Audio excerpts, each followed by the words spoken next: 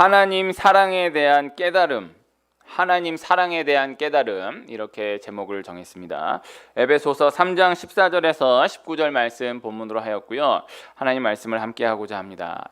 함께 읽은 말씀 에베소서 말씀입니다. 에베소서는 교회론에 대한 말씀입니다. 물론 모든 성경 말씀들이 결국에 다 교회로까지 연결되는 말씀이지만은 이 에베소서 말씀은 특별히 교회론에 완전히 초점이 맞추어져 있는 말씀이다. 교회론 말씀이다. 교회에 대한 말씀이다. 이렇게 전달해 드릴 수가 있겠습니다. 에베소서는 교회론이다. 에베소서는 교회에 대한 말씀이다. 이렇게 기억해 두면은 참 좋습니다. 그래서 에베소서 모든 말씀들은 어떤 구절 다 읽어도 결국 교회에 대한 말씀을 직접적으로 말씀하고 있는 말씀이다. 이렇게 생각해서 읽으면은 오해가 없어요. 에베소서가 6장인데요. 아주 귀한 말씀. 다 귀하죠. 다 귀하지만은 에베소서 말씀 참 귀한 말씀, 교회에 대한 말씀으로 다시 한번 전달을 드리는데, 오늘 함께 읽은 말씀은 에베소서 3장 14절에서 19절 말씀입니다. 바로 이렇게 또 전달해 드리니까 주보도 없고, 그래서 혹시 찾기가 좀 어려우시지 않았는지 모르겠습니다. 신약성경 312쪽에 에베소서 3장 14절에서 19절 말씀인데요. 성경차마다 조금씩 다르지만은 대부분 요 14절에서 19절이 이렇게 한 단락으로 묶여져 있고, 제목이 그리스도의 사랑을 알게 하시기를, 제 성경은 그렇게 나와 있는데 이렇게 되어 있는 성경이 많을 거라 생각이 됩니다. 그리스도의 사랑을 알게 하시기를, 요 소제목이에요. 그래서 요 말씀은요, 그리스도의 사랑을 알게 하시기를, 이 말씀입니다. 바울이 에베소 교회 성도들을 두고 그리스도의 사랑을 알게 하시기를 기도하고 있는 기도문 말씀이다. 이렇게 말씀드릴 수가 있겠습니다. 요거 짧지는 않은 말씀이죠. 14절에서 19절 말씀. 분명 짧지는 않은 말씀인데 쭉 보면은요, 문장이 한 문장이에요. 끊어지지 않아요. 다 쭉 연결돼서 마지막 19절에 너희에게 충만하게 하시기를 구하노라, 이렇게 기도하는 한 문장 기도문, 이렇게 말씀드릴 수가 있겠습니다. 그러니 이 한 단어 한 단어가 다 뜻이 깊고 귀한데, 새벽에 말씀을 나누면 이제 하나하나 이렇게 짚어가면서 말씀을 나누기도 하는데, 오늘 전하고자 하는 핵심은 이게 한 문장이다라는 거, 이것이 또 핵심이라 할 수가 있겠습니다. 핵심 단어는 아까 소제목으로 말씀드린 대로 그리스도의 사랑을 알고, 그리스도의 사랑, 이것이 한 단어, 그리고 조금 풀면은 그리스도의 사랑을 알게 하시기를, 그리스도의 사랑을 깨닫게 하시기를, 그리고 조금 더 나가면 그리스도의 사랑으로 충만하게 하시기를, 이렇게 기도한다라는 말씀이 되겠습니다. 그래서 요 한 문장인데 그리스도의 사랑에 대한 말씀, 그리스도의 사랑을 알게 하기 위해서, 그리스도의 사랑을 깨닫게 하기 위해서, 그리스도의 사랑으로 충만하게 하시기 위해서 기도하고 있는 기도문이다. 이 말씀이라 하겠습니다. 요 3장까지가 에베소서 6장으로 되어 있는데 3장까지가 교리에 대한 말씀이에요. 그래서 이 그리스도의 사랑을 알아가는 것, 그리스도의 사랑을 깨달아가는 것, 그것이 가장 중요하다, 가장 귀하다라는 말씀드릴 수가 있겠습니다. 그래서 늘 나누는 대로 내가 무엇을 하는 것에 초점이 있지 않다. 하나님이 나를 사랑하신다라는 것을 알아가는 것, 하나님이 나를 사랑하신다라는 것을 깨달아가는 것, 깊어져 가는 것, 충만해져 가는 것, 그것이 핵심이다라는 것이죠. 우리 그렇게 생각할 수 있어요. 하나님 나를 사랑하신다라는 것을 믿는다. 그렇다라고 한다면 우리가 하나님 나를 사랑하신다라는 것에, 그것을 믿는 것에 머물면 안 되지 않겠는가? 나도 하나님을 사랑하고 또 하나님 사랑을 받는 사람답게 또 이 사랑을 실천해가며 살아가야 하지 않겠는가? 참 귀한 적용이다라고 생각은 합니다만은, 그러나 그럼에도 그것이 핵심이다라고 말하기는 어렵다라는 거예요. 하나님의 사랑을 알아가시기를, 하나님의 사랑을 깨달아가시기를, 하나님의 사랑으로 충만케 되시기를, 그것이 핵심이다. 하나님 사랑을 아는 것으로 끝나면 안 된다. 실천해야 한다. 깨닫는 것으로 끝나면 안 된다. 이걸 베풀어야 된다. 귀하지만요, 그렇지 않아요. 하나님의 사랑을 알아가는 것, 하나님의 사랑을 깨달아가는 것, 그래서 하나님의 사랑으로 충만해져 가는 것, 그 이상을 넘어가는 것이 없는 것입니다. 이게 실천하고 베풀고 하는 것은 따라오게 되는 것이지, 우리의 초점은 하나님의 사랑을 알아간다, 더 깊이 알아간다, 깨달아간다, 이렇게 초점을 맞추어 나가는 우리 신앙생활이 되시기를 늘 축복하는 바입니다. 이 충만해져 가는 것.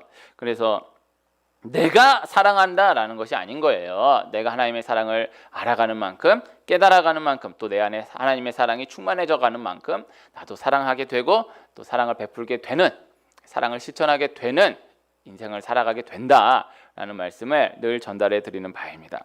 우리가 이 성경을 읽을 때에 하나님을 볼 수 있어야 하거든요. 이 성경 어떤 이 인물들을 통해서나 성경의 어떤 사건들을 통해서나 하나님을 볼 수 있어야 하고 하나님의 사랑을 볼 수 있어야 합니다. 이 성경 인물 그 자체를 보는 것이 아니라, 성경에 나타난 그 사건 자체를 바라보는 것이 아니라 그 인물을 통해 나타난 하나님의 사랑, 그 사건을 통해 드러내신 하나님의 사랑을 볼 수 있어야 하는 것인데요. 오늘 나누고자 하는 말씀은 그 인물을 통해서, 혹 그 사건을 통해서, 또 그래서 그 인물의 배후에서, 보이는 것은 그 성경 인물이지만은 그 인물의 배후에서 역사하시는 하나님, 하나님의 사랑, 혹은 보여지는 그 사건이지만은 그 사건의 배후에서 역사하시는 하나님, 또 하나님의 사랑, 이것을 볼 수 있어야 한다라는 말씀, 이것도 참 귀한데, 오늘 초점을 맞추어서 함께 나누고자 하는 말씀은요, 그 인물을 통해서, 이 사건을 통해서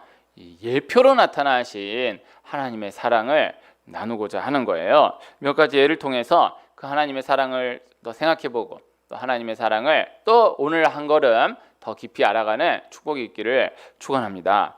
창세기 12장에 하나님이 아브라함을 부르세요. 하나님이 아브라함을 부르시고 아브라함을 통해서 하나님 나라의 역사를 시작하시는 거예요. 아브라함 믿음의 조상입니다. 그러나 아브라함도 쭉 조명해 보면 참 연약한 한 사람이고 실제 부족한 부분도 너무나 많았던 한 사람이죠. 그러나 그 아브라함을 하나님 선택하셨고 부르셨고 그 아브라함을 통해서 하나님 놀라운 일들을 계획하시고 또 이루어 가시는 것입니다. 진행해 가시는 것입니다. 그 하나님을 볼 수 있어야 하는 거예요. 그러나 오늘은 그 아브라함을 통해서 역사하시는 하나님의 사랑, 그 아브라함을 통해서 아브라함의 배후에서 주관하시는 하나님의 사랑이라기보다는 그 아브라함을 통해서 아브라함을 예표로 하여서 나타난 하나님의 사랑을 생각해 보고자 하는 것이거든요. 이 아브라함을 통해서 예표로 나타난 예수 그리스도의 사랑, 하나님의 사랑, 그것을 생각해 보고자 하는 것입니다. 하나님이 아브라함을 부르신 때에 너의 고향과 친척과 아버지의 집을 떠나서 내가 너에게 보여줄 땅으로 가라, 이렇게 말씀하세요. 그래서 아브라함이 그 오랜 동안 그 조상들과 함께 머물러 있던 그 하란 땅을 떠나서 하나님 말씀하신 곳으로 떠나갑니다. 출발합니다. 그런데 그때 그 말씀 바로 다음 절의 말씀에 롯도 함께 갔다라는 그 말씀이 기록이 되어 있어요. 뭐 아주 이제 좀 유치해진 그런 유머로 성경에 롯도가 나와 있다. 이 말씀은 이제 창세기 12장 그 1, 2, 3절 그 다음 바로 말씀으로 롯도 함께 갔다. 그래서 성경에 롯도가 나와 있다. 이런 말씀을 많이 나누기도 하는데 별로 재미없지 않습니까? 네.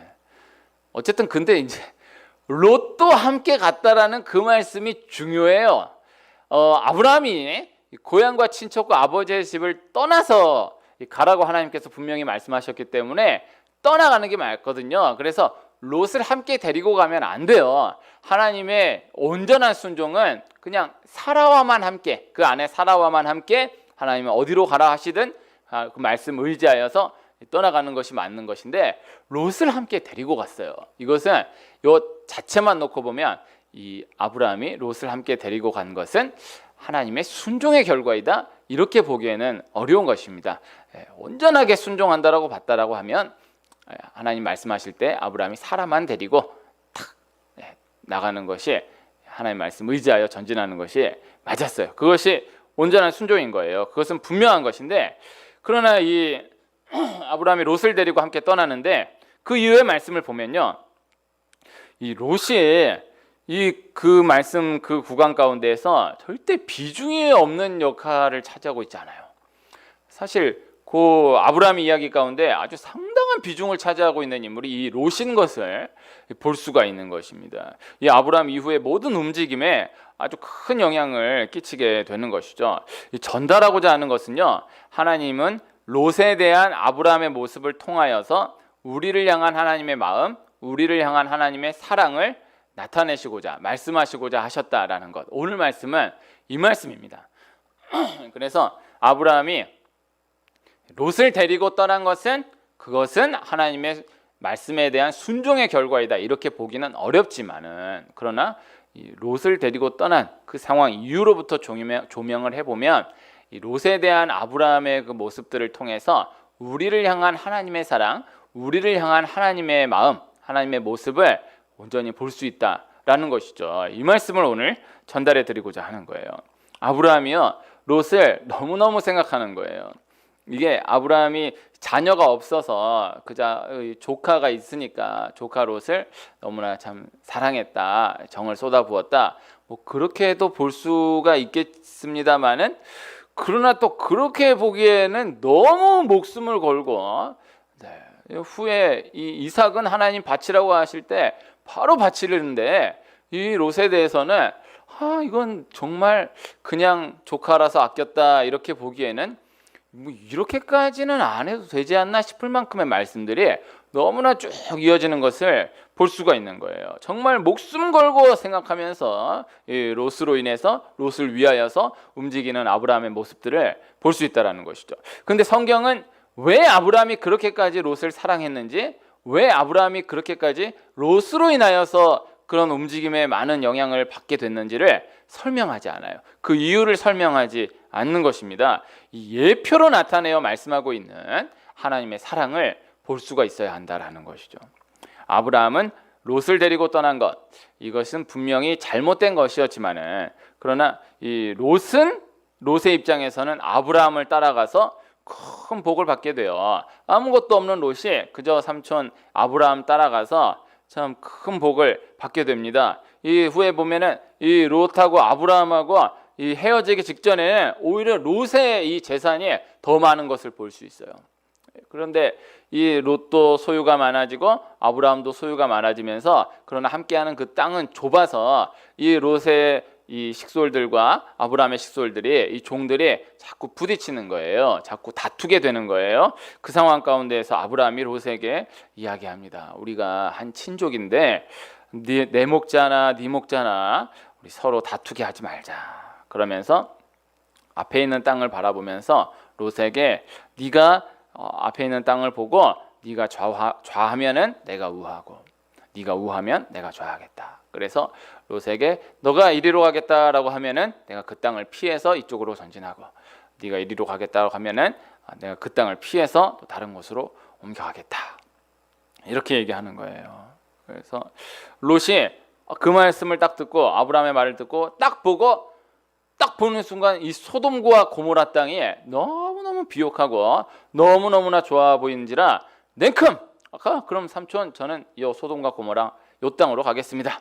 그래서 요 종들 데리고 그 땅으로 가는 거예요. 근데 이제 바로 이어지는 말씀 보면은 아브라함이 롯이 그렇게 떠난 다음에 너무나 허전해하는 것을 볼 수 있는 것입니다. 이 롯하고 헤어진 것에 대해서 너무 허전해하는 거예요. 근데 이거 말씀을 잘 이해해야 하는데, 이것이 그렇다고 해서 아브라함이 그래도 얘가 내가 가라고 한다고 그렇게 가버리네. 또 아니 네가 여기 하면 내가 여기 하고, 네가 여기 하면 여기 한다, 이렇게 얘기했더니 또 제일 좋은 땅 딱 골라가지고 가버리네. 내가 지금까지 그렇게 잘해줬는데 이거 뭐 나에 대해서 생각하는 마음이 전혀 없네, 감사한 마음이 전혀 없네, 이런 마음이 전혀 없고, 그저 그 허전함은 그동안 함께했던 롯과 헤어졌다라는 그 자체에 대한 허전함인 거예요. 롯이 어떻게 내가 그렇게 얘기했다고 해서 이렇게 갈 수가 있나? 어떻게 더 좋은 땅을 지가 먼저 딱 가지고 그렇게 갈 수가 있나? 이런 생각이 있는 것이 아니에요. 이 말씀을 잘 이해해야 하는 것입니다. 이 아브라함이 그걸 보고, 롯이 아무것도 없는 롯 불쌍해서 데리고 나왔더니 나 때문에 이렇게까지 큰 복을 받아놓고는 이렇게 이럴 수 있느냐? 뭐 이런 마음 전혀 없고, 뭐 생색을 내는 기색이 전혀 없는 거예요. 아브라함은 그냥 롯하고 헤어졌다라는 그 자체로 그냥 허전해하는 것뿐이지 롯이 그걸 많은 재산을 가지고 가장 좋은 땅으로 옮겨갔다라는 그 자체에 대해서는 어떠한 마음이 전혀 드러나 있지 않은 것을 볼 수가 있는 것입니다. 그 이후에 보면 롯이 거하는 땅에 전쟁이 일어나는 거예요. 그런데 지들끼리 전쟁하는 것까지는 뭐 상관이 없는데 거기서 이 롯을 또 사로잡아 가는 것입니다. 그 롯이 딱 사로잡혀가는 순간 아브라함이 그 전에 그 땅에서 전쟁이 일어나는 거는 아무런 관여하지 않았어요. 아무 상관이 없었는데 딱 롯을 데려가는 것을 보고 롯을 사로잡아가는 것을 보고 아브라함이 바로 움직이는 것입니다. 그 소식을 듣고 아브라함이 318명을 거느리고 정말 훈련된 자들을 거느리고 가서 목숨을 걸고 그들을 따라가서 롯과 또 롯뿐만 아니라 롯에 속한 모든 것들을 다 찾아오는 것입니다. 그렇게 롯을 건져내는 거예요. 이거 성경에 그렇게 아주 자세하게 기록하고 있지는 않은데 중요합니다. 아브라함이 이때 나이 벌써 상당히 노인인데 그 데리고 자기가 좀 가서 목숨 걸고 롯을 건져오고 롯의 이 모든 소유들을 다 찾아오는 것입니다. 아브라함 대단하죠. 이게 다 건져주었는데 그러나 롯은 또 그 다음에 아무 일 없었다는 듯이 내가 삼촌 떠난 다음에 이런 어려움 겪었네 이런 생각도 전혀 없고 삼촌이 또 나를 이렇게 헤어졌는데도 딸 이렇게까지 또 챙겨주시네 이런 생각 전혀 없어요. 그냥 롯이 그냥 그에 대해서 아무런 그거 없이 또 그러고 살아가는 것입니다. 근데 이후에 이제 아브라함이 하나님께 소돔과 고모라 땅이 멸망당하게 될 것이다 이 말씀을 듣게 돼요. 기도 중에 하나님이 아브라함에게 그 비밀을 말씀하시는 거예요. 그 말씀을 듣고 아브라함이 소돔과 고모라 땅이 멸망하는군요. 남의 얘기로 듣지 않고 딱 그 얘기를 듣는 순간 또 목숨을 다해서 하나님 앞에 기도합니다. 소돔과 고모라 땅을 살려달라고. 그 땅에 의인 50명이 있으면은 그 50명 같이 멸망당하는 것이 그게 하나님 뜻이 되겠냐고 하나님 앞에 이렇게 막 씨름하면서 6번을 기도하는 것을 볼 수 있어요. 계속 50명, 45명, 40명, 30명, 20명, 나중에는 10명. 그래서 하나님 마지막으로 의인 10명이 있으면 이 소돔과 고모라 땅에 의인 10명이 있으면 그 의인 10명과 함께 소돔과 고모라 땅을 멸하시겠습니까? 그 의인 10명 있는데 같이 멸망당하는 것은 합당치 않습니다. 기도하는데 하나님이 좋다. 의인 10명 있으면 내가 그들 봐서 소돔과 고모라 땅 멸하지 아니하리라. 그러나 결론은 이 의인 10명이 없었기 때문에 소돔과 고모라 땅이 멸망당하게 되는 것이죠. 이것을 놓고 어떤 분들은 마지막까지 의인 1명을 놓고 기도했어야 된다. 그러기도 하는데 의인 10명에서 더 숫자를 깎을 수는 없어요. 이 10명 마지노선이에요. 이 10명 유대인의 숫자입니다. 10이라는 숫자를 내려갈 수가 없는 것입니다. 10이 중요해요. 열이 중요해요. 어쨌든 그 얘기를 나누는 건 아니니까.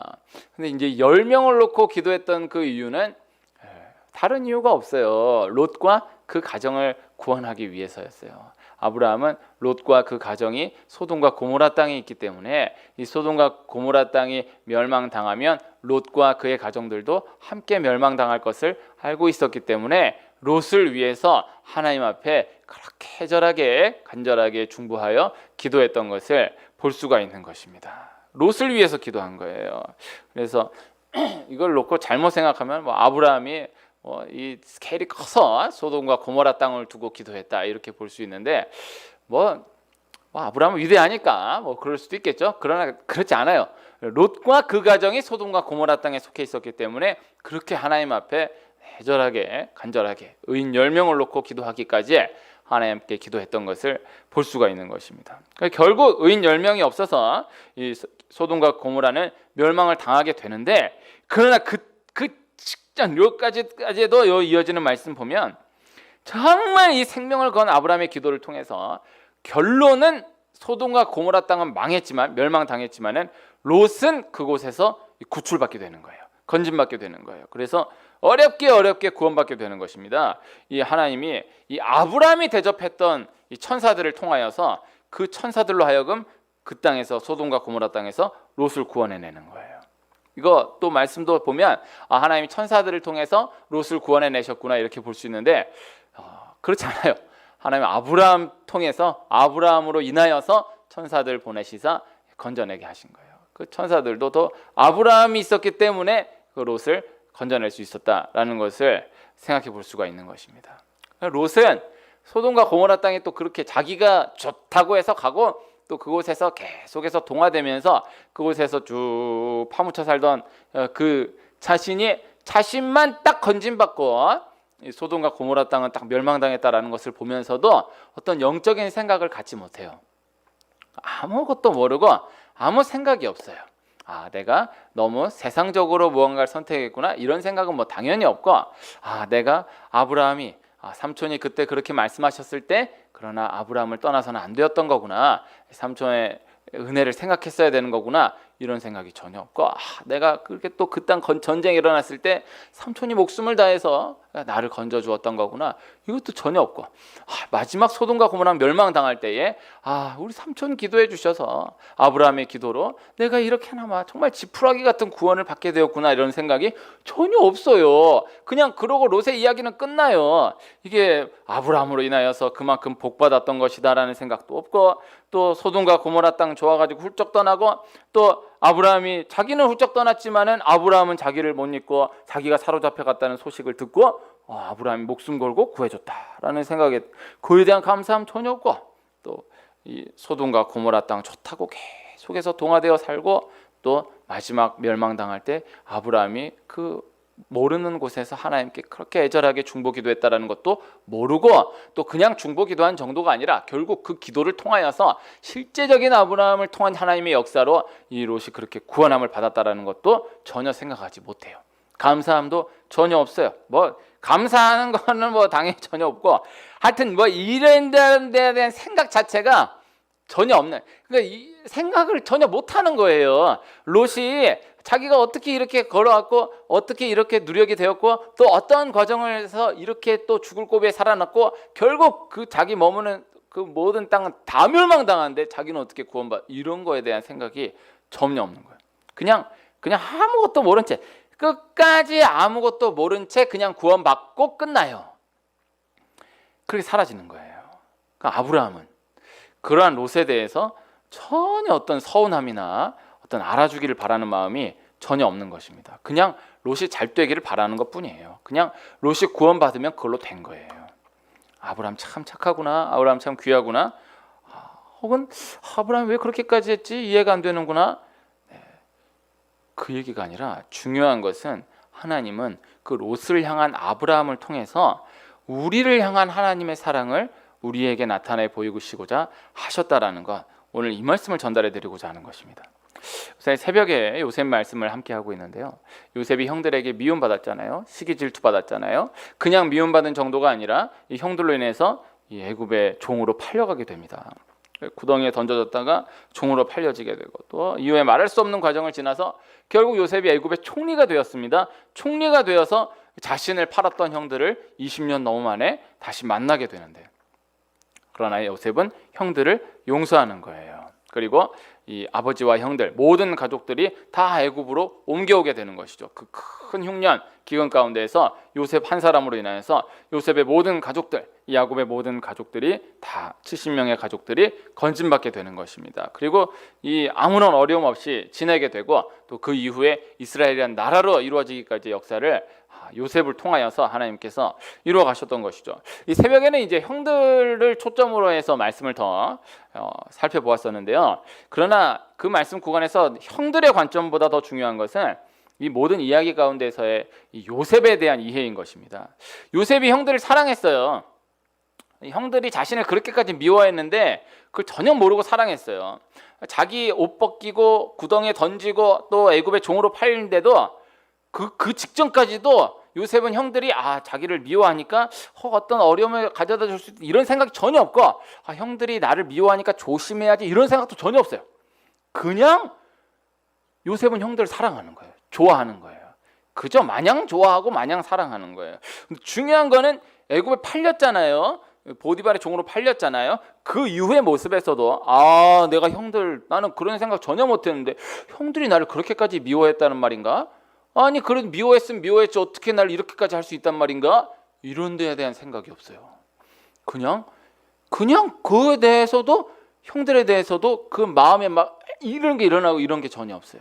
근본적으로 형들을 향한 마음이 달라지지 않아요. 우리 이 말씀을 꼭 기억해야 하는 것입니다. 우리가 잘못하면 우리의 생각을 집어넣어가지고 요셉은 애굽의 종으로 팔렸지만은 그래도 내가 하나님의 자녀인데 형들을 용서해야지, 형들을 끝까지 사랑해야지, 뭐 이렇게 산 게 아니에요. 요셉 애굽의 총리가 돼서 나중에 형들을 만났을 때 이야 이렇게 만나는구나, 뭐 꿈이 어쩌고 저쩌고 하더니 결국 내 앞에서 절하는구나, 내가 그래도 내 하나님의 자녀인데 내가 진짜 그래도 이를 악물고 형들 용서해, 이런 게 아니에요. 용서를 해야 되지. 그래도 진짜 용서 못 하겠는데 어떡하지? 그래도 용서해야지. 이런 게 아니고 어떤 뭐 이런 고민이나 뭐 결단한다 이런 거 생각 전혀 없고 이런 막 갈등도 전혀 없어요. 이거 중요한 거예요. 요셉은 그냥 이 17세까지도 형들을 그냥 좋아했고 그냥 사랑했고, 또 그렇게 형들로 인해서 애굽에 팔려갔는데도 형들에 대한 마음에 막 이런 상처가 막 올라, 이런 게 전혀 없고, 또 총리가 되어서 형들을 만나서 단 말 한마디에 뭐 어떤 보복이든지 다 할 수 있는 그 찰나에서도 뭐 이런 게 전혀 없어요. 그런데 거기에 대해서 내가 두고 보자, 내가 어떻게 하리라, 그래도 내가 그러면 안 되지, 뭐 이런 뭐 마음이 왔다 갔다 이런 게 전혀 없어요. 그냥 좋아하는 거예요. 그냥 사랑하는 거예요. 이게 중요한 것입니다. 형들과 함께 있을 때나 또 애굽에 팔렸을 때나 또 애굽의 총리로 다시 만났을 때나 이것을 뭐 어떤 마음이 전혀 없는 거예요. 이걸 놓고 우리가 나도 요셉처럼 끝까지 사랑해야지, 원수를 사랑해야지, 용서해야지, 뭐 귀한 적용일 수는 있을 텐데, 그러나 성경이 우선적으로 우리에게 말씀하시는 것은 그 형들에 대한 요셉은 하나님의 사랑, 우리를 향한 하나님의 사랑의 예표이다라는 거예요. 하나님이 우리를 그저 그렇게 사랑하신다라는 것을 말씀하시는 것이다라는 것이죠. 그저 그냥 당해주시고 속아주시고 그저 이용당해주시는, 속아주시는, 그럼에도 그저 사랑하시는 하나님이시다라는 것을 말씀하고 있는 것입니다. 다윗이 사울이 그렇게 자신을 죽이려고 온 병력을 다해서 따라오는데도 또 막상 자기가 죽일 수 있는 기회를 만났음에도 2번이나 살려줘요. 그것을 놓고 내가 사울을 그래도 내가 그걸 기름 부은 자인데 글쎄요. 다윗은 후에 놓고 보면은 그런 생각이 그렇게 없어요. 나중에 사울이 죽으니까 사울이 죽었다는 소식을 알려드리면 내가 큰 상을 받겠지 했던 아말렉 소년한테 내가 좋아할 줄 알았느냐? 큰 벌을 내리는 거예요. 그리고 진심으로 슬퍼하면서 애도하는 거예요. 다윗은 사울이 그렇게 자기를 죽이려고 했는데도 그 마음이, 그 응어리 이게 없어요. 그냥 사랑해요. 이걸 놓고 나도 다윗처럼 이게 아니고 하나님 사랑의 예표를 볼 수 있어야 되는 거예요. 예수님이 이 유다를 놓고, 유다가 지금 딱 끝나면 바로 자기 팔아넘길 줄 알면서도 끝까지 사랑하시잖아요. 베드로가 이 나중에 부인할 것을 아시면서도 끝까지 사랑하시고 또 부인한 베드로를 직접 또 찾아가시잖아요. 내가 날 사랑하느냐 물으시잖아요. 이거 철저히 베드로만 생각하는 겁니다.